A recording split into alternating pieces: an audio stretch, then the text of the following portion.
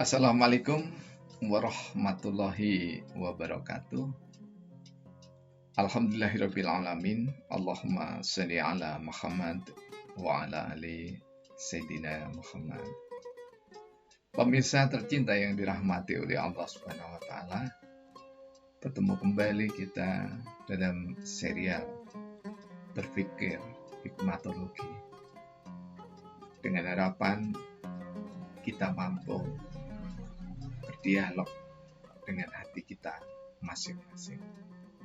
Kali ini kita mencoba untuk menurunkan prolog dialog tentang kebaruan atau inovasi, bid'ah di dalam bahasa religi Islamiyah. Nah, pemirsa yang dirahmati oleh Allah, terlanjur kita mendengarkan dari berbagai ragam ceramah, baik di masjid secara langsung maupun sekarang di sosial media atau media massa, bahwa membagi bid'ah itu sendiri sudah masuk bid'ah, jadi dilarang. Begitu kata sebagian para cerdik cendekia. Tapi marilah kita mencoba menelusuri akar bid'ah di zaman Rasulullah Muhammad Sallallahu Alaihi Wasallam. Kita mencontohkan mungkin beberapa saja. Nah, sebelum itu, hasil pengamatan atau riset yang kami lakukan dalam konteks makna dan fakta yang ada, serta artefak atau antropologi sosial ketika zaman Rasulullah, kami kemas dengan syair sabdana yang ke-11.686 dalam album Kebaruan yang keempat. Kebaruan.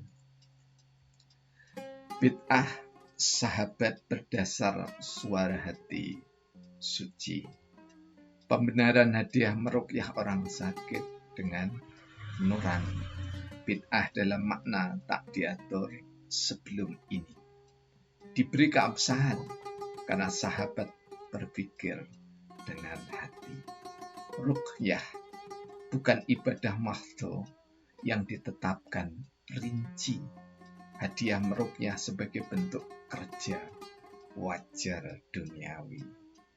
Hadiah diminta boleh sepanjang tak memberatkan insan. Nah, pemirsa, di perbendaharaan tradisi budaya Jawa, jika ada sesepuh memasang tarif dari yang wajar sampai yang dianggap kurang wajar, maka segera masyarakat mengatakan orang mandi dulu nih, tidak ijabah doanya. Nah, ini ditepis oleh hadis-hadis dari Rasulullah yang masruk, yang disyariatkan. Karena dari Imam Bukhari, Imam Muslim, dan yang lainnya menurunkan satu kisah di mana pada saat kabilah para sahabat Rasulullah itu mendakwahkan Islam dari kampung ke kampung, dari suku bangsa ke suku bangsa, didapatilah kepala kampung yang sakit. Nah, kemudian singkatnya, sahabat itu dimintai meruqyah, tetapi sahabat karena tahu kepala kampung itu kaya dan perbekalan sahabat sudah menipis, maka sahabat menawarkan, waktu itu tidak ada yang ahli meruqyah, menawarkan, kalau begitu bolehlah kami akan ruqyah ketua kampung itu, namun tolong saya diberi hadiah. Tidak disebut hadiahnya, tapi tolong saya diberi hadiah. Dan dalam riwayat ini akhirnya disepakatilah hadiah. Ada yang riwayat mengatakan 200 domba, ada yang mengatakan 400 domba. Nah, jadi Ini tidak ada ketentuan dari Rasulullah. Oleh sebab itu, di awal kebaruan syair sabdana ini saya tulis bid'ah sahabat berdasar suara hati yang suci. Mengapa? Karena sahabat itu meyakini bahwa pada saat dia membaca Al-Fatihah, insya Allah kepala kampung itu akan disembuhkan oleh Allah Subhanahu wa Ta'ala. Pembenaran hadiah meruqyah orang sakit dengan nurani. Artinya apa? Bahwa kalau seseorang, tabib ataupun sesepuh itu meminta hadiah, dibenarkan di dalam kaidah syariat Islami, ada dalam pemahaman fikih Islami itu. Bid'ah dalam makna tak diatur sebelum ini. Jadi sebelum dilakukan ruqyah dengan Al-Fatihah itu belum ada ketentuan dari Rasulullah. Sehingga satu saat Rasulullah dalam hadis Bukhari Muslim di riwayat yang lain menyatakan bahwa siapa yang membaca Al-Fatihah maka tidak ada doa yang tidak diijabah oleh Allah Subhanahu wa Ta'ala.